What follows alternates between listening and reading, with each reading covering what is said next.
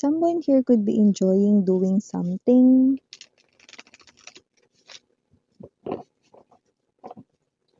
Ito ay palihim, batago, no? And parang wala rin naman siyang ibang pagsabihan. So, let us see. Ano ba ito specifically? Just take only what resonates. Pick up the messages na tingin mong kumo-connect sa'yo. Leave the rest behind kasi baka yun ay for other viewers naman. The vibe right in here gives me chills. Kinda creepy.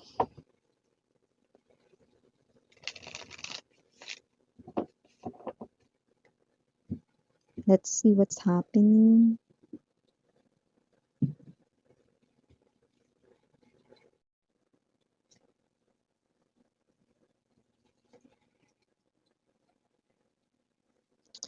Someone here ay using his or her money sa maling gawa or paraan. Let me see. King of Swords in reverse. Someone's manipulating someone else's mind.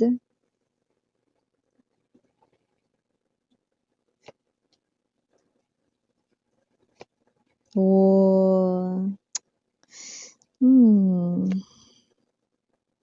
This is about love spell here. Black magic. 2 of Cups to Katat. Okay.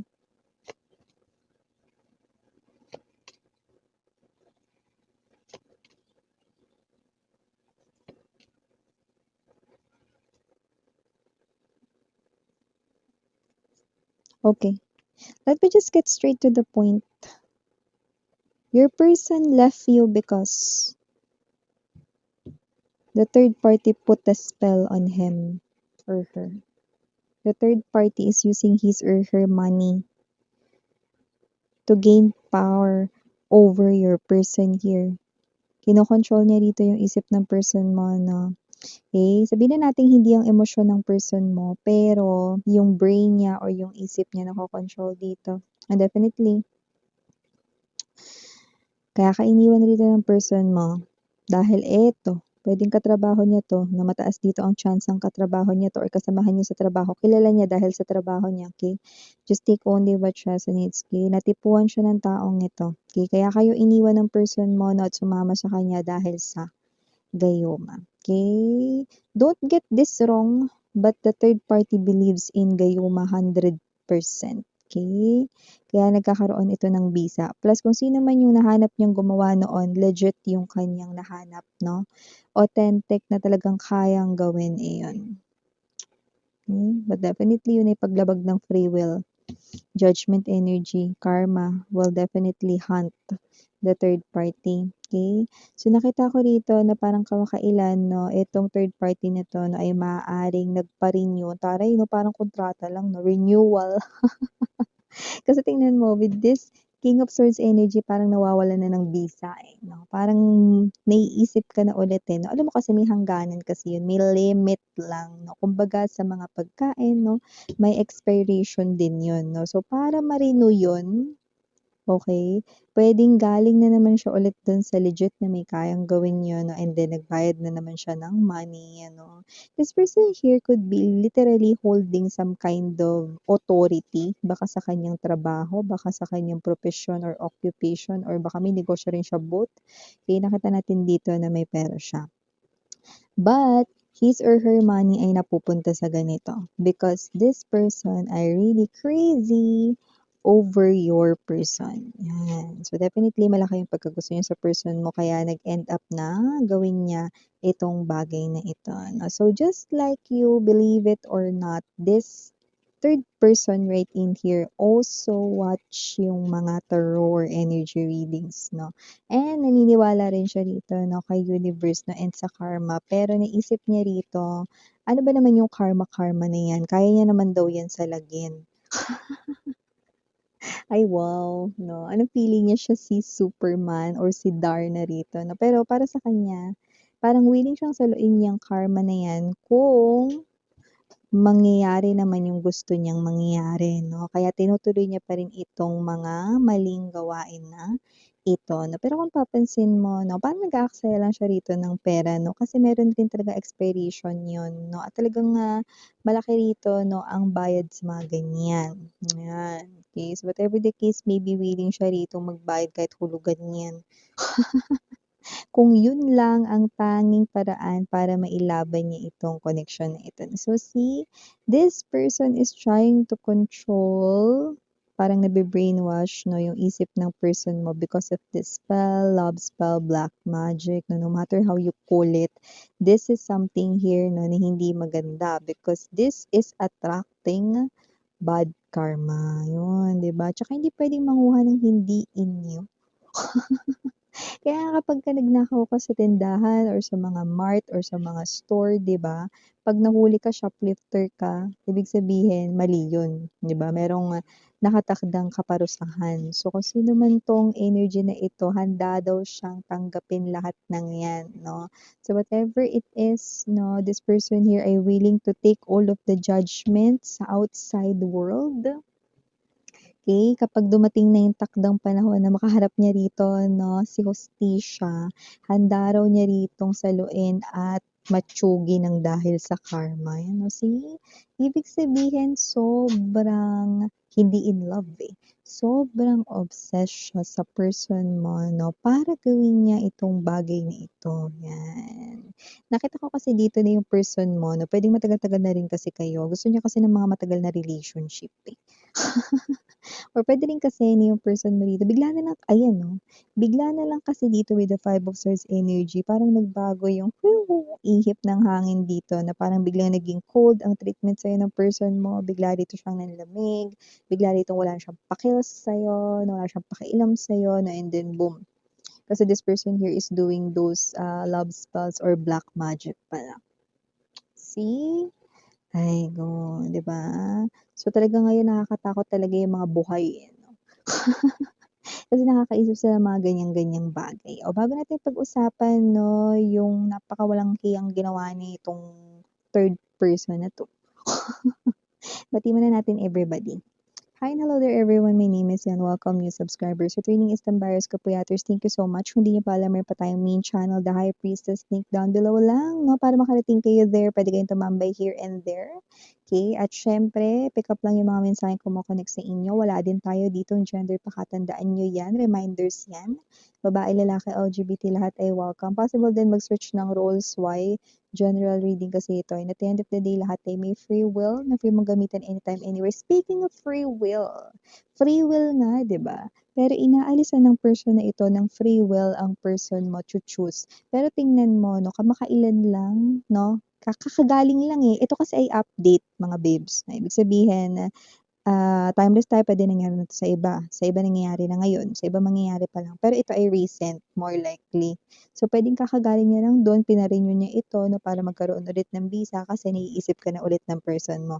Napapansin niya 'yon, na parang bumabalik na sa katinoan yung person mo rito 'no. So, whatever the case may be, nawawalan na rito ng visa. Okay, yung, spell 'no, sa yung person ay kailangan na itong i-renew. Okay, so eto na naman siya, naglabas na naman siya rito ng pera 'no. Queen of Coins in reverse ay ang energy ng maling paggamit ng pera. So kung sino man 'tong energy na 'to 'no, this person right in here, this is the death energy but this is also the Ten of Wands there 'no, pero nagpapakita rin sa atin 'no, sa vision ang Ten of Swords. So ibig sabihin this person here is definitely doing something here na mali at labag sa batas ng universe, you know. And it has something to do with love, potion, no matter how you call it, gayuma, love spells, black magic, no. Those things ay hindi katanggap-tanggap na gawin because inaalis niyan ang free will, 'di ba? Tsaka ba't gano'n, 'di ba? Parang sira na ba ulo niya? Hindi ba maganda na mahalin ka ng isang person dahil mahal ka niya? Hindi yung pinipilit mo lang yung sarili mo para magustuhan ka niya, 'di ba? So yun yung mali dun. And the Two of Cups energy, this is your person. Ibig sabihin, kayo na nitong person na 'to, no, but this person here wants your person. So this person here did all of these things, no? And yes, may mga kilala talaga siya na nakikita ko ritong legit na may kayang gawin yun at eto na naman siya naglabas, nagbayad 'no, ng pera rito. May ano siya, eh, parang naka-budget na 'yan. Kasama na 'yan sa budget niya rito, okay. So, medyo malaking halaga ito. This is something here expensive 'no, this is not just, um, 3 zeros 'no, possible na ito ay 5 digits ano, at mukhang nakakarami na siya rito, iba 6 digits na. See, imagine, okay. Para lang hindi ma-lose ang person mo rito 'no, this person here ay pinaglalaanan ito sa kanyang pinansiyal, yan 'no, parte na ito ng budget niya dito. Investing money, 7 of Coins energy, pag-iipon ng money for this to continue, okay. Hindi na siya natatakot dito sa Diyos, saan siya natatakutan dito, universe 'no. Even though he or she believes in angels, but this person here also believes na kung kaya niya na mapangyari ito, kung pera lang naman ang kailangan dito, gorate. Okay, so see, parang sira na yung ulo niya. Parang 'pag pinapunta mo siya sa psychiatrist or psychologist 'no, magte-test talaga siya as positive, okey. Kasi isipin mo 'no, this person right in here ay okey lang sa kanya yun, 'di ba, na parang, ito ay isang klase lang ng malaking palabas, acting 'no. This person here feels like he or she is inside the theater watching his or her own movie 'no, but these are all mind tricks 'no. No feelings involved, no emotions involved. Kasi tingnan mo, emotions dito ng person mo ay lumalabas because yung real love of his or her life 'no, is you. That's why kailangan pang i-renew ng third person itong love magic potion, whatever that is, okay, gayumating dito. It is because your person's emotions, the love, okay, ay nagse-spill at yung love na yun ay for you. See? Yun, kaya kailangan i-renew. Ibig sabihin your person really loves you and your person really wants to come back home. Pero look at that, the King of Swords is in reverse. Ibig sabihin hindi niya nakokontrol yung sarili niyang isip dito because someone is controlling his or her own free will. See? Good luck. Kasi with this 7 of Cups energy, Judgment energy right in here, 7 of Swords, this is definitely pandaraya. Kumbaga sa game, 'di ba? Takbuhan from the start, dapat tumakbo ka hanggang finish line.